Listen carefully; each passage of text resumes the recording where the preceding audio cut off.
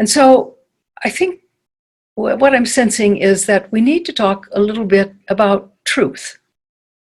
This is a very interesting time, and as some of you know, truth has become kind of an interesting and rare commodity these days, hasn't it? And certainly in the US, I'll confine my remarks to that, although all of you in your countries will recognize that you have similar situations going on.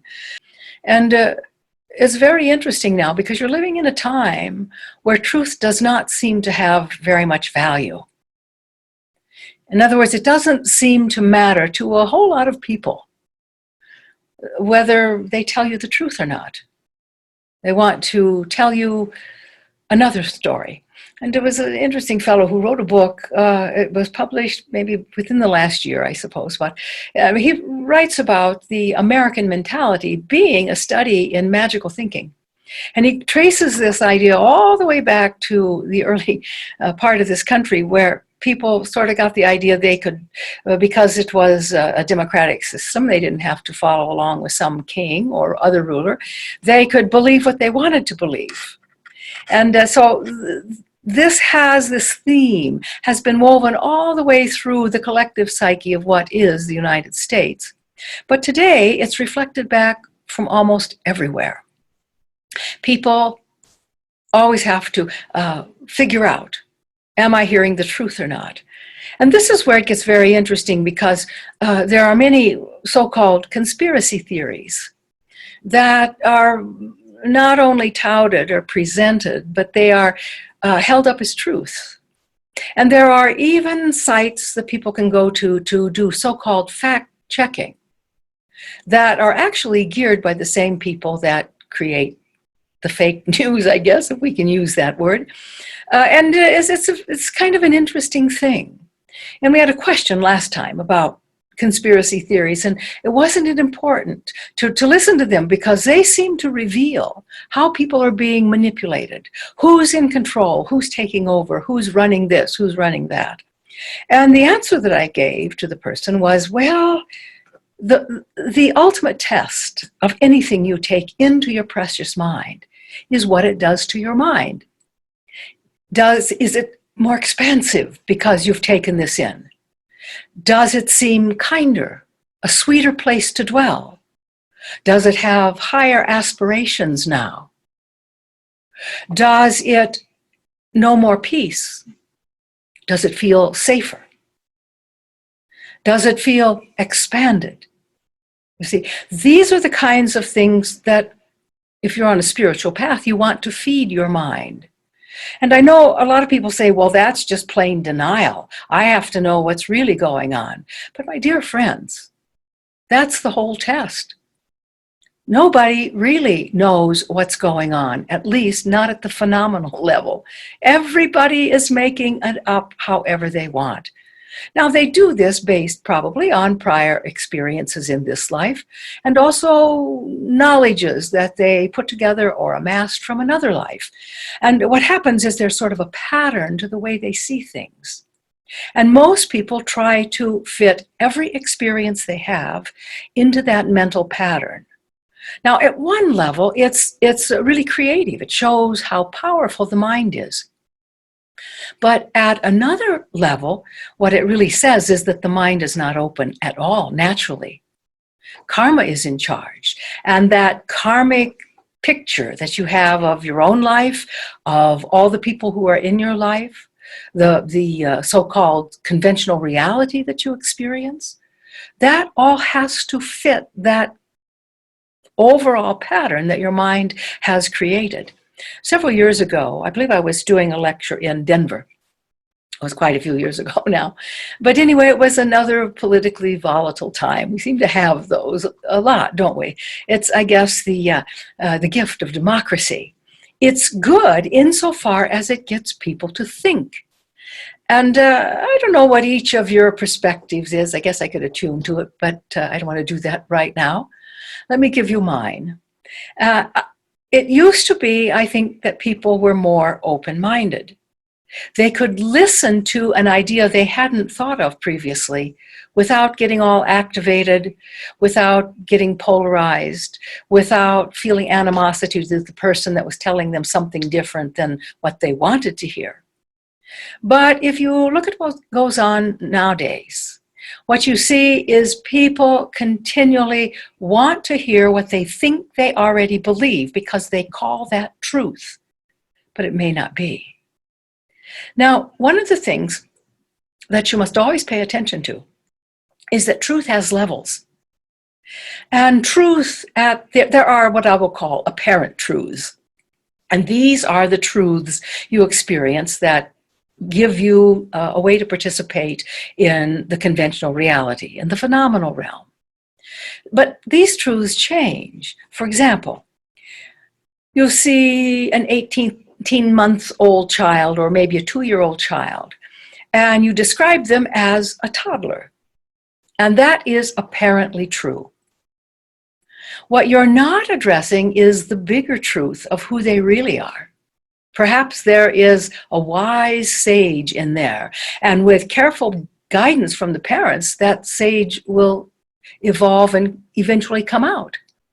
And part of it is the person themselves as well. Each person, even beginning at a very early age, feels called to certain things. And by that I mean their attention moves toward it. And you have to understand this about the mind. Wherever attention goes, creative energy follows. Now, this is really interesting because in this lecture in Denver, it was a political time again. And I think there were some folks trying to have me tell them who they should vote for, and I don't usually do that. But because it's a right and a privilege that you have to express what seems true and accurate to you. But a question came up about the political nature of things. And I said, well, my dear friends, you all think that you have come to your position, whatever it is, through having an open mind, having encountered a lot of ideas, and having made your own decision. I said, but from my seat in the spiritual bleachers, it looks to me like all of you who are in the more liberal side came in with the karma to be more liberal. You're not all the same. Likewise, those who came in and espoused a position on the more conservative side of the spectrum had the karma to see in that way. Now, what does that mean? Perhaps it meant, could have meant, in some cases it does mean, that as you came into a family, you found a family that held the same kind of value system that you would espouse or you would take on. And thus, you heard it all your life, you became one with it, seemed like a good idea, and now you identify yourself as the more the left or more to the right. And it seems like you figured that out all on your own. But most people do not. Most people are just playing out their karmic imprints as it applies to the political realm. Well, as I said, it was a different world at that time because people could have opposing beliefs, sit in the same room, talk about it, and people would honestly say things like, you know, I never thought about it that way. You hardly see that at all nowadays. The karma is so strong that many people have sort of substituted their political energy, let's say, for their spiritual place. In other words, just like you choose to be in spiritual community with people who have similar belief structures as you, because you can talk easily, or because you share the same hopes and maybe the same desire for enlightenment or for merging with the divine. And because that's similar, you see, you can talk about it.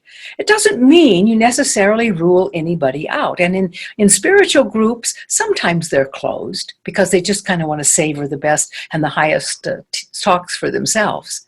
But often it's not that way at all. They tend to be very open and invite people in who have never had a spiritual family or a spiritual community previously. And there's a kind of a nurturing process that can go on. And when it comes to spirituality, for the most people, or for the most part, people are able to share beliefs that are a little bit different, maybe from the person next to them, without offending anyone, without taking offense because someone said, well, you know, in 1,000 lifetimes, I don't think I'd have ever thought of that. And that, by the way, was a standard response that I used to give people. Sometimes, it's not so much so now, but 30 years ago, people were really in a different place when they were looking for a spiritual teacher. Part of what I did, like every spiritual teacher does, is to kind of aggrandize the ego a little bit, because that gets people interested. And once they're interested, we can go deeper. If they're not interested, nothing happens. But sometimes people would come in and they would tell me, this is the way it is, God looks like this. And I had one fellow tell me he was living, he was manifesting a life on each of the 9 planets simultaneously, and he had quite a story about what was going on each one of them. And I would usually just say, well, I see. But other people would say something to me like, well, here's the way it is. You're saying this, you're representing that, and you're not taking into account something I know, and this is the way it is for me. I've had a lot of lifetimes, and I know. And they'd spin quite a tale. I would listen very patiently and very respectfully, because when that happens, the person always needs to hear themselves talk. He or she needs to hear what he or she is saying.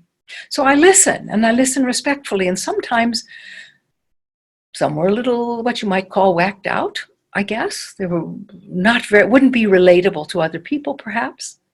And I would always say to them, in thousands of lifetimes, I don't think I would ever have come up with that understanding of reality. I didn't minimize it, I didn't diminish it, I just say, thank you for sharing it with me, because it's something I've never thought of. And then we would move from there, because usually that kind of a response opens something. And perhaps there was a little more receptivity, because if I hadn't thought of it, maybe they should at least see what I had thought of. So this whole thing about what has happened on Earth, particularly I'll speak mostly to the United States, although all of you can find this in your own countries as well. People now are very polarized around politics. And that polarization usually enters into this realm called the conspiracy theories as a way to demean someone who might be powerful. So I'm curious, and this is my question for all of you, why is it that conspiracy theories are always trying to make demons out of people? But my words to you today are to be very careful what and how you feed your precious mind. I was always told as a monk that I should protect my precious mind. And some people would ask, well, what does that mean? Well, it means you're very careful about what you let your mind think about. You catch those projections when they come out, when they're not coming from your highest self, because you're always paying attention to the mind. When you have a suspicious thought of one kind or another, watch what it does to your mind. Because you see, there are apparent truths, but they always change, and they are easily manipulated. The ultimate truth, the truth that I want you to hang on to, is that you're already enlightened. That each one of you, even though you perceive yourself as a separate entity, and you work a separate growth path, so it seems, and you have ideas that are inspiring for you, you think, maybe those ideas, maybe even your dreams and fondest heart desires are not really yours. What if you are a wrinkle in the vast consciousness that is the universe? You see, in nature, some traditions say, in nature you see the face of God or the face of the divine. And I think there's a lot of truth in that, if you're looking for it. If you're not looking for it, you probably don't care about all the little beings that are there. They're not so different from you. You see the little squirrels or the little chipmunks. You think they're different from you? Maybe they're not as different as you have thought. But you see the vegetation growing.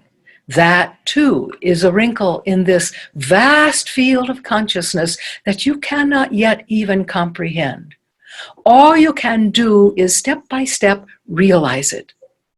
That is truth. It's why I can say to you, and will say in our class, that your enlightenment already exists. You maybe haven't realized it, but it's already there. There is a part of you that is utterly eternal, that has never been born, that will never die, has never even had a bad day, is never troubled or perplexed or looking for an answer, not knowing what to do. I called it your eternality. You may want to refer to it with a different terminology. It's just that sometimes terminology gets a little difficult. And so the important thing is to really look at this idea of truth with the capital T. We could say ultimate truth, or we could just say what is real. Transient or apparent truths always change. The toddler will grow up. The person who is really, really healthy one day may suffer a brain injury in a car accident, and suddenly they have no ability to be the bright and brilliantly colorful person they were previously. Or perhaps they suddenly get a very deteriorating disease and the health goes out of their body.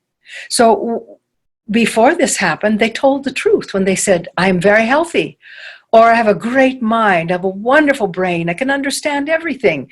That was true, but it was an apparent truth. And that changed later when the conditions and situations changed. So in the conventional reality, all apparent truths are based on two things: circumstances, which change all the time, and karma, which every person is projecting all the time. And sometimes we talk about there being a play, just like a play on stage, between karma and emptiness. Or we could say between form and formlessness. We could also say between the changing and the changeless. The important thing is to recognize truth with the capital T, ultimate truth, is always in the part that doesn't change, whether we call it the changeless. It has no form because anything with form changes, so it would be the formless.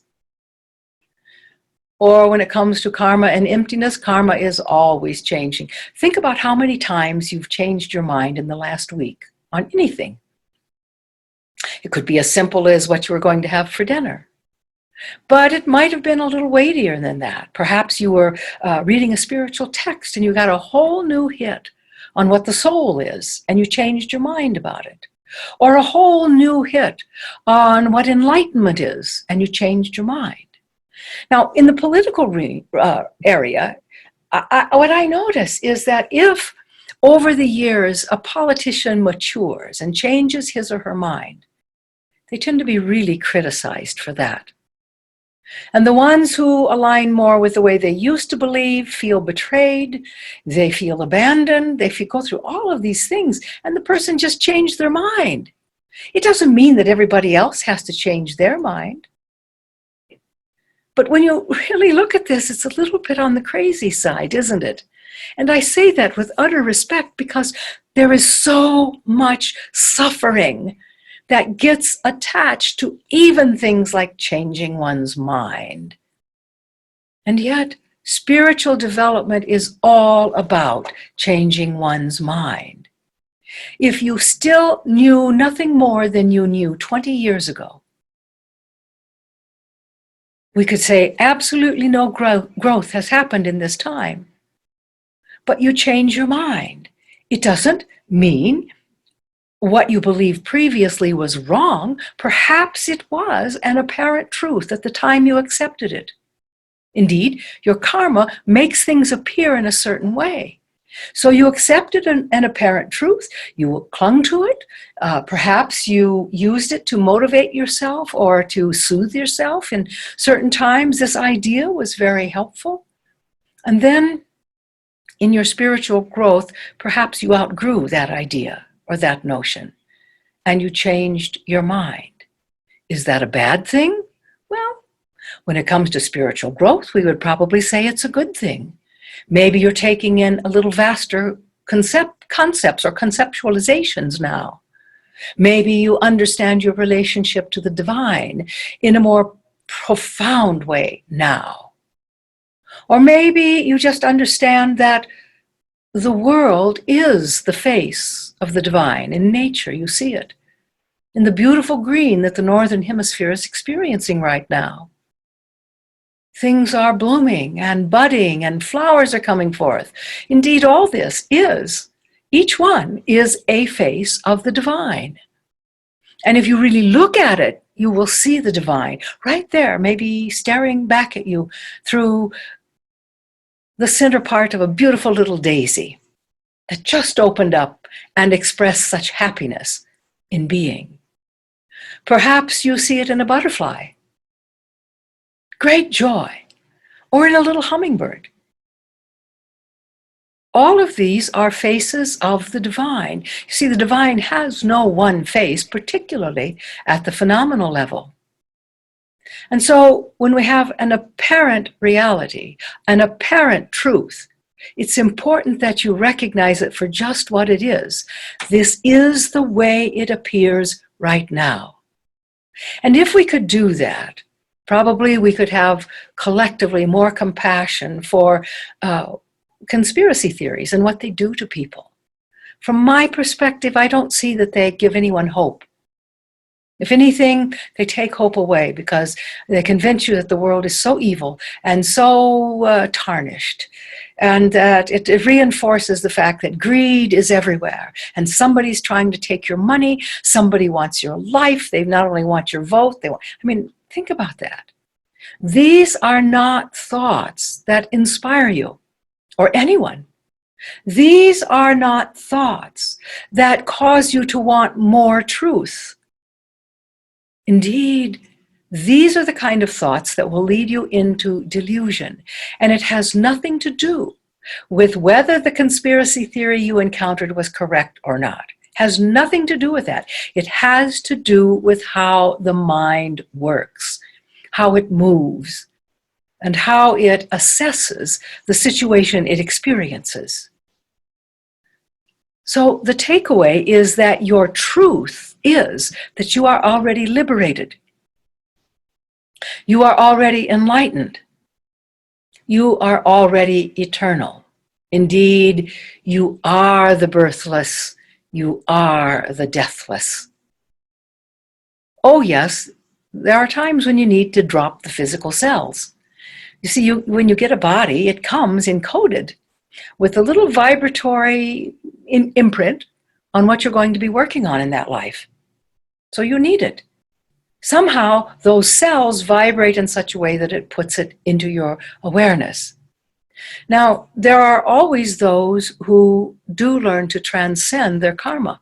Maybe they don't transcend all of it in one fell swoop, but perhaps by learning to change their mind, they can see beyond the prior short-sightedness, whatever it was. And if you're in a physical form, you don't have full vision of reality yet. What you have are some concepts that you manipulate. And so I talked to you about being a wrinkle in this unimaginable, indeed unfathomable flow of awareness, consciousness. But you don't have really any idea what that means to you. I guess in the past I have described that as the fabric of essence that contains the entire cosmos. And it holds all the vibrations that are going on. And they are transmitted by way of this fabric to everything else. Perhaps you are a wrinkle in that fabric. For some reason, consciousness or essence bunched up a little bit for a little while, and you lived a life. And then it goes back into the full fabric of consciousness or fabric of essence, divine essence. That is what you are trying to discover, my dear friends. And so since the discovery is led by the mind, it seems to me a very important thing to be very careful about what you feed your mind. It isn't even about whether it's right or wrong. Humans get, I think, way too charged emotionally over what they consider right and wrong, or who they consider to be right and who they consider to be wrong. In fact, people have even killed people thinking the other person was wrong. You know, it's strange, isn't it? So if I'm in prison, let's say, and I meet someone who was really wrong, he killed somebody. And so in a fit of rage, I think, well, that person must have been a really nice person, and makes me very angry that he killed somebody. So I kill him. Am I in a better place? I may tell myself that that's vengeance. I set the score straight. This one died because another one died, which means, of course, I'm waiting for someone to kill me, because if that's the way it's going to be, everybody's going to be dead sooner or later. I mean, think about it. So rather than getting so hung up in what's right or what's wrong, try to see what is. Try to see yourself as enlightened. Try to see yourself fully compassionate, genuinely compassionate. Try to see yourself as wise, as pure, as caring, because in truth, with the capital T, you are. The part of you that perceives perhaps some of the lower vibrations, you're still perceiving the divine, but maybe just not at its highest level. Those of you that took the Ray class that we did noticed that when we talked about Ray 6, it's a very interesting ray. It's a very powerful one. It is the ray, the creative ray, that, or you could say the ray of creation, that sort of presided over the Piscean age. That's why there was a lot of teachers. It was the age of the spiritual teacher in many ways. Well, at the very highest frequency level, the sixth ray is beautiful. It is pure devotion. There's nothing compromised. Indeed, it's kind of your natural state to be in alignment with the divine and utterly open with reverence and appreciation for what it is. So the sixth ray can take you there. But the way it kind of got used on Earth was more at the lower end of the spectrum. And so while pure devotion is at the highest end, at the lowest end is addiction. And so you have people who are addicted to everything. They're addicted not only to substances like drugs and alcohol and so on. Some say they're addicted to sex. Some say they're addicted to TV. Some say they're addicted to, my goodness, anything. Could be anything. It's come to be such common parlance to talk about addictions in ways that I think prior generations could not even conceive, let alone believe and then act upon. And yet it's a very interesting perversion of a beautiful, powerful energy. Is it wrong? Well, I can say this, an awful lot of people have learned a lot through addictions, whether it was their own or whether they watched someone else suffer. So there is that in that it provided a lot of learning. And those who have conquered their addictions often have a sense of a personal accomplishment. And that gives them confidence in themselves, confidence that they can make good decisions and follow a path, you see? So, everything in the realm of creativity, but particularly energies, each holds not only its own energy, but the energy of the opposite. And this is very confusing for many people. So you see, if you take political energy, it holds both spectrums quite nicely. The ends of the spectrums may fight and argue and war, but politics holds the whole gamut, you see? And so within it are both opposites, and that's true for every energy that you experience. So you see, if you are, let me give you an example here. If you are, let's say, focused on being a pure person, Or let's say that's what you tell yourself. I have to be pure. I'm going to be very pure, pure, pure, pure. What that does is it requires one to be highly aware of impurity, because one has to know when they've slipped over the line, you see? And this is just the way it is with energy. Each is like a hologram. The whole spectrum of any energy is held within it. And it's held within each end of the spectrum. So when you search for truth, be very clear about what you're searching for. Are you looking to engage with apparent truths that are transient, that change from time to time? I mean, my goodness, just to give you show you what I mean, 20 years ago, people were told that drinking coffee was bad for them. This caffeine did terrible things to you. It was bad for your brain, bad for your adrenals, bad for your whatever. And I think if you drink coffee brewed from a lower quality bean, it does have some negative effects on the adrenals. But if you read what people say today, they will tell you that coffee is the highest antioxidant of anything you can drink. Tea is next, and guess what? They both have caffeine, which at one time was seen as only horrible. But there are other things too. Vanderbilt University of the US has an entire, it's called the Institute for the Study of Coffee. And they're putting out all this research, and they find that people who drink a fair amount of coffee a day are less likely, quite a bit less likely to get Alzheimer's.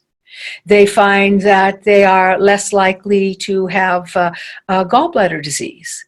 They find they are, well, there's a whole lot of things. You can go to the website and read about all of it if you want. But you see, 20 years ago, only the unenlightened would sneak a cup of coffee. Maybe you should make it 25 years ago. But it's a transient truth. At the time, it appeared to be true. Now, something else appears to be true. And when you're dealing with the phenomenal reality, you have to just understand that's the way it is. It's not good or bad. But acknowledge this appears to be true. Acknowledge it to yourself. You may not want to acknowledge it all the time to everybody, because your conversations would be rather boring, I think. But in your own life, look at the things that you hold to be true. Put them on a list of paper. And then say, wait a minute, is this a transient, or is this an apparent truth? Or is this a universal truth? Truth with a capital T. And you do this just so you'll learn more about it, because you see, the mind, you may care what you think about, but the mind doesn't. You notice that? You may want to think high thoughts all day long and try to keep that vibrational integrity with who you really are, your enlightened self. But the mind doesn't care. It's just as likely to go off on something that causes suffering. For example, what I notice, not so much right now because not so many people are going to work, but in the high stress of the corporate world, what I would see all the time is people would have a really difficult day, more problems than they could possibly face, and perhaps some chastising from their supervisor or boss that they didn't do something as well as was expected, or they missed something or whatever. When they come home at night, what I see is they just lay down on the couch, just a minute before I fix dinner. I'm just going to rest. So they take a few deep breaths. They lay down, get the head with a comfortable pillow, close the eyes, and what happens? The mind replays every single negative event of the day. First thing you know, the heart is beating faster than it needs to. Respiration has picked up. It's faster than it needs to be. The blood pressure has gone up. And nothing has changed. The person is still lying on the couch, dealing with all the apparent truths that it encountered that day. But you see, to bring oneself back to what is true, you are enlightened. You are liberated. You are eternal. That has never been otherwise. Yes, you take on these forms that you have to drop now and then, but the essence that indwells them never dies. It takes a new body to continue its learning, not because it has died. Even the Master Jesus one time said to his disciples, "You shall know the truth, and the truth shall make you free." He was talking about exactly the same thing as enlightenment. The mind goes free from its suffering, and it finds a more spacious presentation to experience the world, one's own life, and indeed see oneself in everybody else, and vice versa. You know, all those other people out there, even the ones you don't like too much, they're just different pieces of yourself. But I'm referring to the self with the capital S. The self that you're trying to realize. You could say the God self, the divine self. Self doesn't really fit very well, at least not in the way Westerners think about this. But if you can think of something that is much bigger, maybe we call it the soul self. Now, it's not like the ego self. The soul self has no need to prove it's right, or to show how brilliant it is, or how many things it can do, or it has no need for attention, you see. Because that's the real self. The false self, the little self, the transient self, all the commotion it makes, loves attention. And after a hard day, when you lie down on that couch, just breathe and relax before you eat. That self feeds you every negative thing that went wrong, and maybe even embellishes them. But that's not who you are. I can talk to you for years, never taking a breath hardly, about who you really are. But in one way, it only matters when you discover it. Oh, it's good to have an idea of where you're going. Yes, that is your truth with a capital T. You're okay. At the little local level, the body sometimes says, I'm sick, I'm depressed, I'm angry. The emotions get riled up, you know. But that isn't who you are. That is the apparent self, which you have taken in order to reflect the soul self.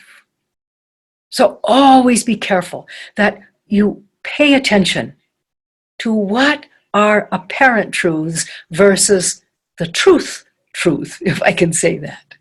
So anyway, well, I hope this is meaningful to you. I just see so much confusion on the earth right now, and confusion about what to believe, who to believe, how to believe. Give it a rest, and remember you're divine. Give it all a rest. It takes a lot of energy, doesn't it? I mean, just listening to the news nowadays, you know, it goes on and on and on. So give up your attachment to all those apparent truths. It doesn't really matter who's right all the time. I know, the ego wants that. And people will get a hold of something that's not true at all. They will cling to it, they will make it their truth, and they will feel so good because they have this truth. But the truth itself may not help them rise into their true nature, you see? And that's what is meant by protecting your precious mind, paying attention to what you feed it, what you allow it to ruminate upon or chew upon, for using the food allegory, how you choose to digest it, you see? Protect your precious mind. Just as you wouldn't want to go out and gather poisonous mushrooms to feed to your guests. You would want the kind that is very healthy, that is very good for you to eat, you see? But you see one that looks very pretty, and it's growing on wood, which is the first thing to pay attention to, and it's a bright red. Oh, I'll fix this. This will make such a delicious meal. And the first thing you know, you have sick guests. You know, one of the stories about how the Buddha died was just this. He'd been to a friend's house for dinner, and the servant that went out to gather the mushrooms didn't know which one. He was just told to gather mushrooms, and so he got some poisonous ones. The cook cooked them up. They served them to the Buddha. And it wasn't very long before he was reeling on the floor in agony, and the guest or the host was so embarrassed. They said, "Oh, I'm so sorry. I'm so sorry. I can't believe this is the first time you've come to my house. I feed you, and you're getting very sick. You're probably dying, and I don't know what to do with this." And the Buddha, trying to speak between his pain and his gasping, said, oh, don't worry about it. In my whole life, I only remember 2 meals, and this is one. And so you see, even that, he could make light of the situation of the apparent truth that he was dying. And yet, he, like every other great spiritual master, lives on in the hearts of those who love them and long for their teachings and their presence. Indeed, your job is to become the Buddha if you're working with the Buddha. If it's a great sage from another tradition, become that. That is your reality. You are already enlightened. So you must really stay on course so that you can perceive it. It doesn't mean you don't have to do any more work and just walk out and say, oh, I'm enlightened, because you will find very quickly, well, that was an apparent truth as well. So there is, you see, how do you get to the ultimate truth? It is a life of discovery. It's a very precious life, and it is a very precious process to discover such truth. So I offer that. Hopefully it is giving you something you can rely upon, and giving you something, a way to look at your mind, to notice how and what you feed your mind, to pay attention to what your mind is doing so that it will think about what you want it to think about and not what it does when you're not paying attention to it. Very important, this business of the mind, isn't it? In fact, it's everything. The same mind that causes one to live an unenlightened, perhaps even a life of debauchery, same mind will realize enlightenment.